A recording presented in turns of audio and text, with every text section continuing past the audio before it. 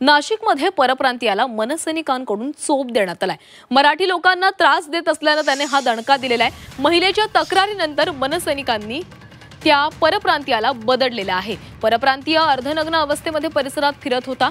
नाशिकच्या दिंडोरी नाक्यावर राहणाऱ्या एका परप्रांतीयाला मनसे कार्यकर्त्यांनी चांगलाच चोप दिलाय। हा व्यक्ती घर बळकावण्याच्या उद्देशाने आजूबाजूच्या मराठी लोकांना प्रचंड मानसिक त्रास देत होता। तो महिलांसमोर अर्धनग्न अवस्थेमध्ये फिरून अश्लील चाळे करत होता आणि त्याच्या कृत्यामुळे परिसरातील नागरिक हैराण झालेले होते। अखेर एका महिलेने मनसे पदाधिकाऱ्यांकडे तक्रार केली आणि त्यानंतर मनसैनिकांनी परप्रांतीयाला चांगलाच धडा शिकवलाय।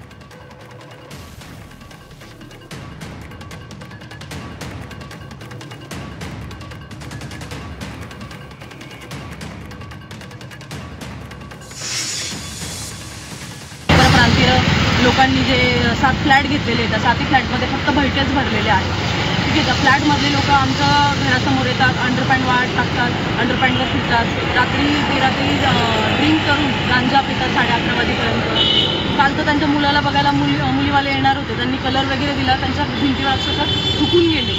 तर तुम्ही असं का वागताय, का झालं, 2-3 शब्द झाले। मग त्या महिलेची ओढणी पण ओढून घेतली आणि तिला मागे पण धक्का दिला।